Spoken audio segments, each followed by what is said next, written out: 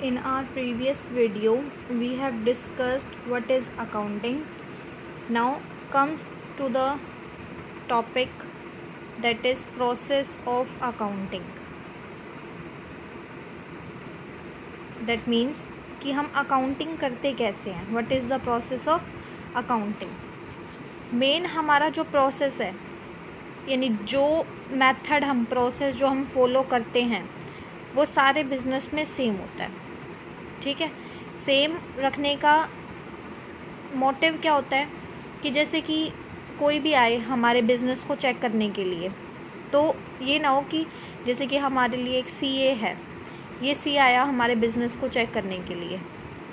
ठीक है, ऐसा ना हो कि हमने अलग तरीके से अकाउंटिंग की हुई है, दूसरे बिज़नेस ने अपने तरीके से अकाउंटिंग की है, तो इस सीए के लिए इसका और इसका अकाउंट समझना बड़ा ही मुश्किल हो जाएगा, क्योंकि दोनों ने अलग अलग अकाउंटिंग की है. इसके लिए स्टैंडर्ड्स फॉलो किए जाते हैं जिन्हें हम बोलते हैं as, accounting standard. In standard के अंदर रहकर ही इन बिज़नेस को काम करना पड़ता है, तो एक प्रोसेस जो हो जाता है वो सेम होता है. अब यहाँ पे प्रोसेस किस तरीके से अकाउंटिंग की जाती है. अब अकाउंटिंग का प्रोसेस देखो, शॉर्ट फॉर्म में देखिए, IMRCSAC.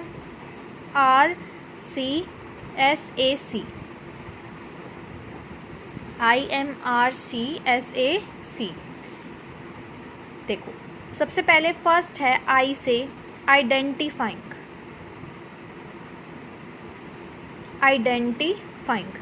आइडेंटिफाइंग में क्या है कि हम आइडेंटिफाई करते हैं कि कौन कौन से जो ट्रांजैक्शंस हैं वो हमारे बिजनेस के हैं. Identifying the business transactions. जैसे कि एक बिजनेस है, ठीक है, उसमें क्या होता है, बहुत सारी ट्रांजैक्शंस होती हैं. ट्रांजैक्शंस का मतलब सेल्स भी होती है, परचेज भी होती है. ठीक है, और भी आप एक्टिविटीज़ करते हैं, तो यहाँ पे प्रमोटिंग का काम करते हैं, प्रमोशन करते हैं, तो बहुत सारी एक्टिविटीज़ की जाती हैं.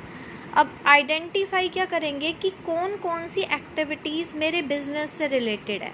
ठीक है, अब आपने क्या करा, फर्स्ट एग्जांपल ले लेते हैं, आपने सेल्स किया.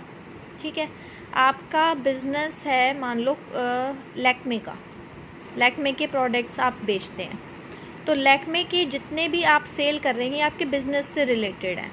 ठीक है, नेक्स्ट आपने क्या सेल्स करा, अपना पर्सनल आपका स्कूटर था, ख़राब रखा था, तो आपने क्या करा, बेच दिया.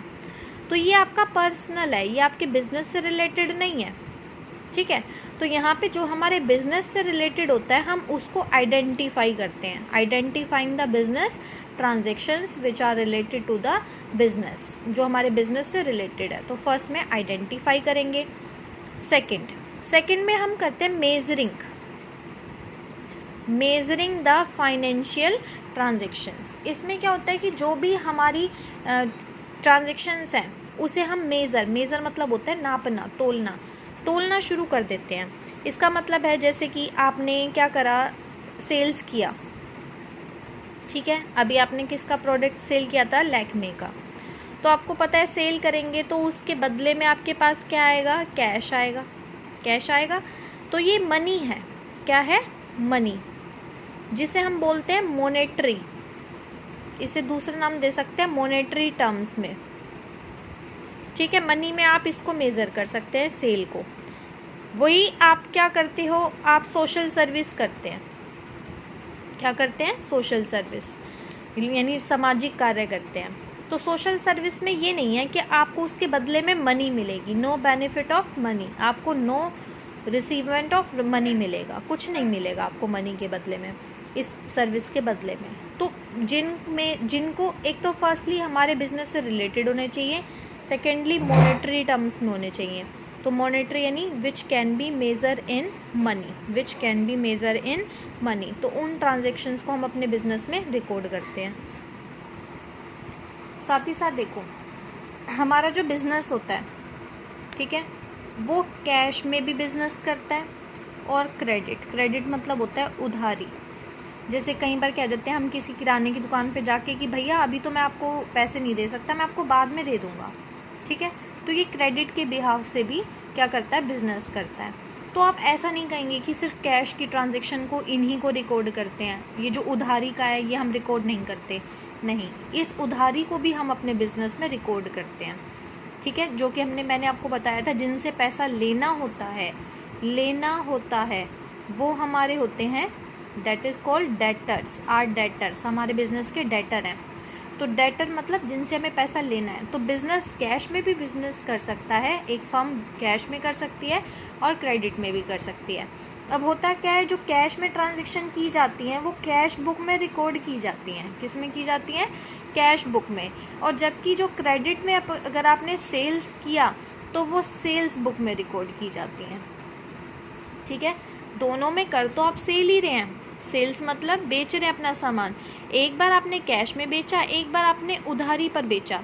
तो अगर आप कैश में बेचेंगे तो एक बुक बनती है कैश बुक, उसमें रिकॉर्ड करते हैं। और अगर आप उधारी पर करते हैं तो सेल्स बुक बनती है। सेल्स बुक में सारे क्रेडिट के सेल्स होते हैं, जो आपने क्रेडिट में, उधारी में, जो आपको लोग बाद में दे देंगे, ठीक है। अब कई बार क्या होता है, ये कैश वाला जो आपने सेल किया होता है वो लोगों को कई बार जैसे पसंद नहीं आता तो वो रिटर्न कर देते हैं, ठीक है। तो इसको हम रिटर्न को हम रिकॉर्ड करते हैं हमारे सेल्स रिटर्न में। किस में रिकॉर्ड करते हैं? सेल्स रिटर्न में। तो सेल्स रिटर्न क्या होती है? जब हमने सेल करी और सेल करने पर हमें रिटर्न आ गया, वापस हमें वो प्रोडक्ट जो है वापस मिल गया।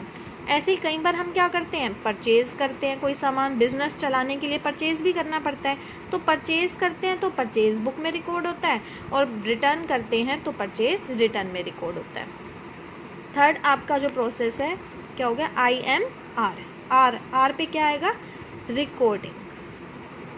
R is for recording. Recording में क्या होता है कि आपने जो भी बिजनेस ट्रांजैक्शन आपने सबसे पहले क्या आइडेंटिफाई करे, फिर मेज़र करे। अब आपको पता है कि फाइनेंशियल कैरेक्टर के भी हैं, यानी आपके बिजनेस के भी हैं, फाइनेंशियल कैरेक्टर है उनका। सेकंड, मॉनेटरी टर्म्स में भी है, इन्हें मनी में भी मेज़र कर सकते हैं, मॉनेटरी टर्म्स में भी है। जब ये दोनों बातें सहमत हो जाती हैं तो आप उन्हें रिकॉर्ड कर लेते हैं। रिकॉर्ड करने के लिए आपके पास एक बुक होती है, ठीक है।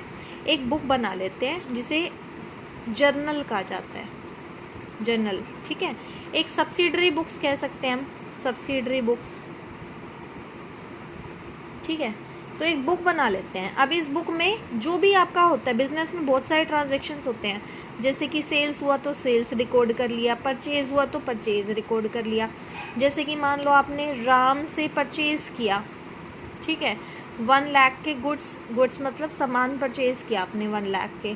तो आप क्या करेंगे, इस बुक में क्या करेंगे, ये तो आपको रफ में बनाकर दिखा रही हूँ कि इस तरीके से हम क्या करेंगे, परचेज़ लिख देंगे इतने की। प्रॉपर तरीका क्या होता है, किस तरीके से लिखा जाता है, वो हम आगे सीखेंगे। लेकिन आप ये सोच लो, एक बुक होती है, उस बुक में हम रिकॉर्ड कर लेते हैं। अब ऐसे ही मान लो आपने सेल्स किया, आप इस सेल्स को भी यहाँ इस बुक में रिकॉर्ड कर लेंगे। तो रिकॉर्डिंग क्या है कि जो भी हमारे ट्रांजैक्शन है उनको हम सबूत के तौर पे अपने पास रख लेते हैं। भाई कल को कोई कहे कि आपने ये परचेज़ नहीं करा, आपने ये सेल नहीं करा, तो हमारे पास एक प्रॉपर रिकॉर्ड होता है। रिकॉर्डिंग समझ में आ गया। रिकॉर्डिंग के बाद है classifying, IMRC। C is for classifying. देखो रिकॉर्डिंग में आपने क्या पढ़ा था, एक ही बुक होती है, इसमें परचेज़ भी होता है, इसमें सेल्स भी होता है। परचेज़ सेल्स, अभी हम परचेज़ सेल्स का एग्जांपल लेकर चल रहे हैं, ठीक है। अब क्या हुआ, मुझे किसी की परचेज़ चेक करनी थी, मान लो मुझे राम की परचेज़ चेक करनी थी। अब यहाँ पे परचेज़ तो बहुत सारी है, तो मैं कैसे करूँ? अब एक ही बुक है, एक ही बुक में से कितने पेज भरे हुए हैं, कहाँ से चेक करूँ? तो उसके लिए इस चीज़ को हम कम करने के लिए, इस प्रॉब्लम को कम करने के लिए क्या करते हैं, इसको क्लासीफाई कर देते हैं। परचेज़ की एक बुक बना लेते हैं, सेल्स की एक दूसरी बुक बना लेते हैं। तो जितने भी परचेज़ होते हैं वो इस बुक में रिकॉर्ड होते हैं, और जितने भी सेल्स होते हैं वो इसमें रिकॉर्ड होते हैं, यानी अलग अलग हम रिकॉर्ड कर लेते हैं, ठीक है। तो जब हमने जर्नल में कर लिया या सब्सिडरी बुक्स में कर लिया, तो after recording in the subsidiary books the transactions are classified. The transactions are classified. Classification is the process of grouping the transaction of one nature at one place. Grouping the transactions का group बना लेना grouping the transactions of one nature eight one place, एक nature का एक ही जगह पर record कर लेते हैं।